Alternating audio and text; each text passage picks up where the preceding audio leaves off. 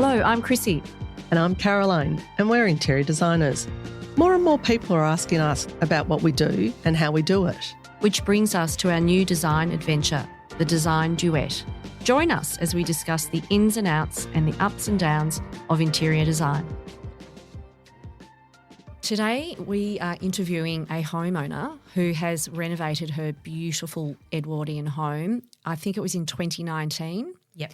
And we worked with this lovely client during the process of the construction, I would say. We weren't there at the very beginning, and it was joy to work with her. And the house is incredible and it really works for her family. So welcome, Inez, to the Design Duet. Thank you for coming today. We really appreciate it. Thank you, Caroline. Thanks for having me. We're just excited to talk to you really about this because it was such a good project.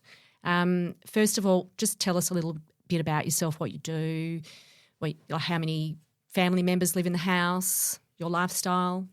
So there's 4 of us. I've got 2 girls, 17 and 19, and my husband, Jordan. We one's still at school, just finishing this year, and one's at uni. So they were very much at school when the reno was going on. Yes. So when the reno was – when we moved in actually, we lived in Sydney. We're from Melbourne. We lived in Sydney for 8 years, and then we moved back to Melbourne. We wanted to be near the city, close-ish, and we landed on this home, and the plan was to renovate it, but it was very much a kids' home, trampoline, flying fox, cubby house. So we're really glad that it took us a few years to get here because now we're older, our lifestyle is different, and the home has been designed to suit this lifestyle and where we are at. Of course. So you engaged an architect, Inez, at the beginning, and why was that? We wouldn't renovate without an architect because they can obviously turn something quite simple into something magical. Our journey was probably a little bit different. I mean, we wanted them there to add, the light, the dimension, and challenge us spatially. Sure. But we're pretty confident with that side of it because Jordan's in the game, and we got them to do their initial concept plans, and then we worked with a builder and an interior designer then to take the project on ourselves. So we sort of had the initial plans because we're pretty comfortable taking that and working with a builder. Fantastic. And at what stage did you decide to get, us on board, Chrissy and myself on board, and why? Probably that's the biggest question, why? We actually, by chance, we met you, Caroline, and obviously then Chrissy so we were socially, and we were talking about our renovation, and we were at the framing stage, so it's actually the perfect stage to catch everything and get started. We hadn't selected an interior designer at that point because I hadn't found someone that was the right fit for the project, and the project just sort of started going. And I remember you said to me, had I selected the lighting, and our architect had given us some sort of standard lighting selection, which we were going to have a look at, but we were so busy doing where the pool's going to go and where the water tanks were going to go. And you said, had you done your lighting? I thought, no, I hadn't. So then straight away, that was it. I was like, okay, we need help. So it was at framing stage. Okay. And so tell us then from that and us having that initial conversation, what was your biggest eye-opener in your build? Well, leading on from that, lighting was the big one. Okay. The biggest joy and the biggest overspend, but I would do that 10 times more. So we had a budget in there, as you do, you allocate a number, but then you get into the space and, lighting's the thing that you don't change later. You probably change your rugs or your sofas or cushions. Well, it's not as easy to change it, is it? Yeah, exactly. And you don't tend to – it's scary to a person, not to you, but – so the lighting was the big eye-opener to me, looking at how much of an impact it has, and it's really worth spending the time and the budget on it.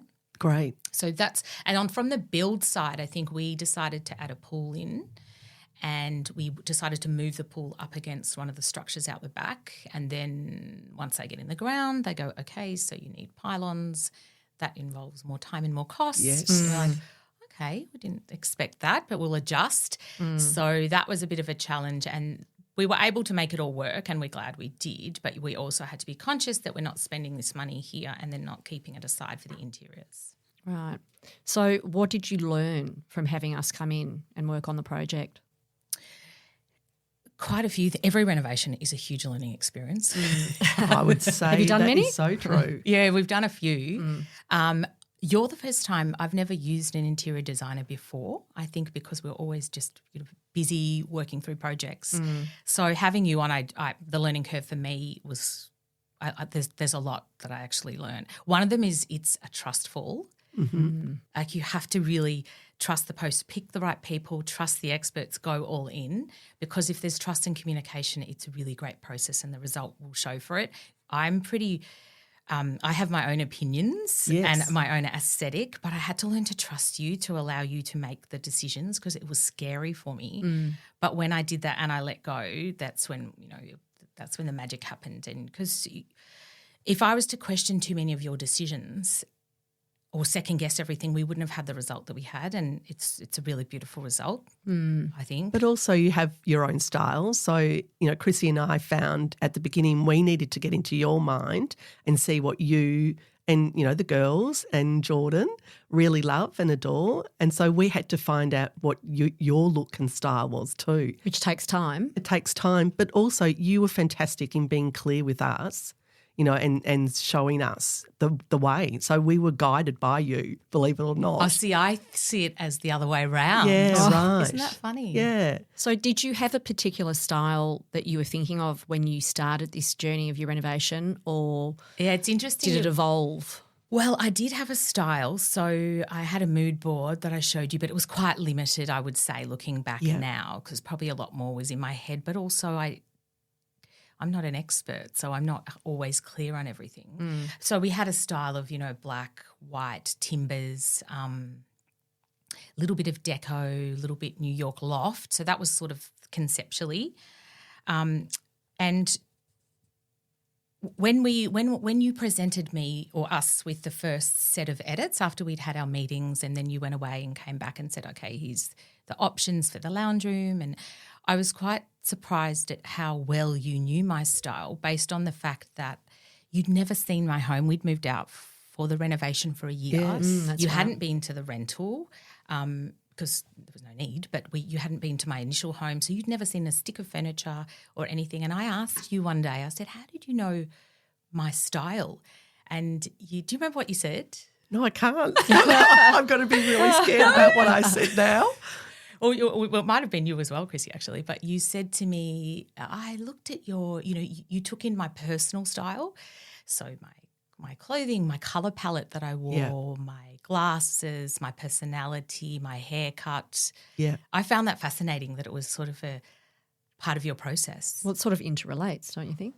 Absolutely. Well, often, like you're saying, we don't get any information from a client. So all we've got to work from is how they look, their style, the colours they're wearing. So, that's often how we work out a client. And they'll say to us, I don't really like colour. And go, oh, that's interesting because you've got pink lipstick on. Yes. So a lot of people don't even know what their colour is. You're right. Yeah. Yes, because I remember we've had conversations about that actually. And I was surprised the little things you picked up from how I was presented to then take that into the home interiors, and it was spot on. And so that was an eye-opener for me. What did you enjoy most of the build? Oh, I enjoyed it from start to finish. I don't know if everybody says that, but I loved working with I know you're here, but I just loved working with you because we spent a lot of time together. Absolutely. So it's important to enjoy that time. And because I had some serious decisions to make, and, you have to live with those decisions. So it was really great to have some laughs along the way. And I think you both bring different perspectives. So Right. that's really good. Like I could consult with you or I could defer to you, and you would just – it was just a really holistic approach. And you always had the big picture in the back of your mind. So when we'd go and make selects, it was very easy for me and enjoyable because you'd already done the 100 selects based on availability, colour, price, size, scale. So I could walk in and you'd say, what do you think of these? So it was very enjoyable for me. Oh, that's great. Like being in a lolly shop. Yeah, exactly. But it was good because you also challenged me. I think if there's too much tension, it would reflect in the project. But I think you need to have people that will push you as well Yeah. so that you get the project of your dreams And in the it's end. trust, isn't it? It's the trust. Yes, the big T word. And tell us, were there some of the processes in relation to the build that you weren't aware of at all? There's a couple, but one of them, and I don't know how, and it'd be interesting to get your advice. I don't know how I would do it differently, but we had selected hand-cut marble tiles throughout the home, and we briefed the builder to explain that we will need an artisan tiler just because the patterns were complex. Yes. And even then, when we'd had briefing meetings and photos, and they still were installed incorrectly, and that's okay, it's just human error, so they had to be removed and then flown in. Yes. But I don't know how I would have done that differently if you can mitigate that error when I thought we'd covered it all off. That was kind of a surprise. We thought we'd managed it, but we still didn't. We still had that hiccup, and they've got to saw tiles off walls. It became a bit of a mess. Absolutely. So in that circumstance, we would always be on site. Yes. Yes. Yeah. You'd have to watch the Absolutely. initial, and pop back Absolutely. in. Yeah. Okay. Yeah. So interesting. Yeah. That's a big one though. Definitely. Yeah. And looking back, is there anything that you would change then? I would definitely recommend getting an interior designer on board even before you speak to the architect. Yeah. Because I think you get a really good idea of what you like and what you don't like. And I think you can really get a good understanding of what you want from your home with an interior designer. Because it's the inside, it's where you live. It's really who you are. And then the spaces develop from that. But that's one thing that I would have done is have gotten you on. Yeah, sure. Before the architect, I would have started there. Okay. We are hearing this a lot, aren't we? We are. And I think because of structural things often, and, I go into a lot of detail with window furnishings and lighting. And so how can we put those lights in? Like if we aren't engaged at the very beginning, is the electrician, has he gone too far in the build? Or even, your window furnishings, making sure there might be a pelmet or a track or something that's disappearing. Some people don't like seeing, a heading. So it's things like that. And looking at the floor plan at the very beginning and just saying, why has the architect put a window there, or why hasn't he put a window there? Little basic things like that. Just Even the personal size, things, like size you're of the saying. rooms. Like bathrooms, like we know how we'd like our bathrooms to be. Yes. So you would probably discuss that, and okay, the vanities need this, or like you kind of cross over into the Absolutely. the building and the the stuff you don't see and the stuff that you do see. Exactly. Yeah, that's right. Definitely. And so as a result of this, what's become your favourite feature in your house? Oh, that's like asking my favourite child. Oh, really? Which I do have every other day. No. From a building perspective or interiors or both? Both, I'd say. What Yeah. comes to mind? So from a structural perspective, I love our massive raking roof, the Yeah. 5.5 metre roof, because Stunning. the way the light comes in across the day and across the seasons, it changes. Beautiful. And it's really beautiful. Like it's Yeah. in a hot day, you don't see the sun, but you can see the sky. And then in winter, you can see it tracking across the room. So I actually love that.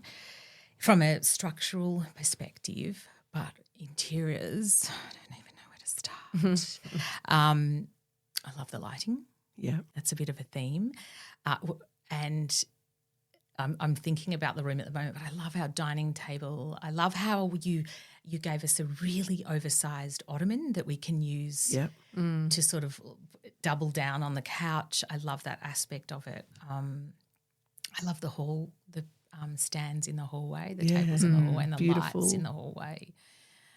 I love our green velvet chairs, Yes. our bar stools. I love those black bar stools. I could go on, really. I love it. Yeah, it's I couldn't fabulous. pick. Yeah, I mean, one thing that I really was really, really appreciative of is you were able to curate the pieces that we have collected from our travels and from around the world, and it's quite eclectic. Definitely. We've got a sideboard from Tibet and a donkey bag from Pakistan. So where you've put that's what I love about the design, where you've put the Tibetan sideboard and then framed my pieces above in the dining room. I love that. I love how you did that. We had a fun styling day that day, didn't we? We really did. But you have so many beautiful pieces. And the nice thing about that was actually talking it through with you and you telling us the story of where you got Yes. it, how you got it home, and, you know, how special those pieces were. And, you know, us to be able to frame pieces, we didn't know whether it was going to be doable.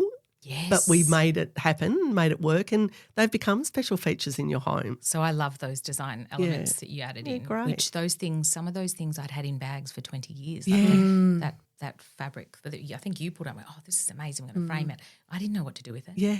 It was in a bag. And it was a donkey bag that I'd carry back from Pakistan in a backpack. Yeah. And it's big. It's not little, just to let people know it's a bigger piece. Yes. It's a work of art. Yeah. So how did we make your life easier during this process? I think all projects come down to budget. So obviously you keep track of a budget, and when there's a lot of pieces coming and it's being selected, that's a job in itself. But for me, it was time. It was just, we were both working at the time. You know, all the research, the sourcing, it just saved us weeks. And you selected the vendors and you made the appointments. So the appointments were efficient and enjoyable. Good. You know, there's so many, when you start, there's so many ways of getting information and researching. There's, you know, Google and Pinterest, and you can spend months and not select a couch because you looked at a dining table and then Too many choices at times. and your process was holistic. So you looked at the whole picture whilst I was just guided to select the couch. So I could walk in and you're over there, Inez. These are your options. And then I go over there, and you also thought about the function side of the home. So you added in, we have a big shelving unit in the kitchen, and one of the things you put in was a little mini wooden box that I'd had. So Jordan puts all his keys. So we don't want to see I didn't want to see anything. So you were able to make sure that the home didn't have any bits and pieces hanging out. I like a little bit minimalist, but a little bit eclectic. But it made it functional so that he wouldn't lose his keys. He knew where they were. Yes, every time. Exactly. And that's how we live, using that all the time now. What would you tell your past self knowing what you know now? I would say if you have a budget, yes, you have to stick to it, but I would say stretch it, because it all evens out in the years to come, because these are things that you're going to live with and enjoy sometimes for the rest of your life, not always. But I think if you can stretch your budget as far as you can, it's worth it. And I would also say, obviously, the trust. Just get the experts in and trust them and enjoy it. And even things like, you know, the styling days that you did for me, that was invaluable. When you came in and you selected, you know, you made me put all my pieces out on the table and you edited it all down for me. Yeah. And then you took all the artwork and you just whisked it out, got it all framed, even Jordan's artwork, because he paints, but you put that all out you got it all framed, and now it's in the hallway, and then you got the framing person in and they hung it all. So I just think do everything if you can, like get someone in to help you with all of those things, because it just becomes, it's elevated now. Yes. I still wouldn't have the frames on the photos on the wall. Right. And you added in all the styling pieces with it. And I just think, get those extra things done, get the styling day done at the end of the process, because it's invaluable. Great. Well, fantastic. Well, thank you, Inez. thank That's so you. beautiful and so lovely to hear. But we honestly had so much fun on that job. And yes, there was a lot of laughing, probably too much on a professional level, is probably too much. But it was fantastic, and you were an absolute joy to work with. You were so easy. So easy. And it was lovely that Jordan knew the process as well, but also wanted to jump on board for the fun as well. Yeah, it was lovely to see his reaction too. It really was. And the girls, and, you know, I saw one of your daughters last week, and she said, you know, I still love my house. I still love what you did, Kaz. And that was such a compliment to hear from someone. And it is one of those houses you go into, it's a really good feel home. And I know, you know, being there socially as well, you know, with all your other friends, how much, you know, joy and love everyone gets from that home. But it's, you know, you guys have put it in there. It's your home, but it definitely reflects you, and it's just, a beautiful space and a beautiful place to be. So thank you for inviting us in. We could not be happier. It's the most beautiful beautiful space, and every day we love it. Yeah, It's fantastic. beautiful. I can't thank you enough, both of you. Oh, Thank you. And thank you for today. Oh, thanks for having me. Pleasure.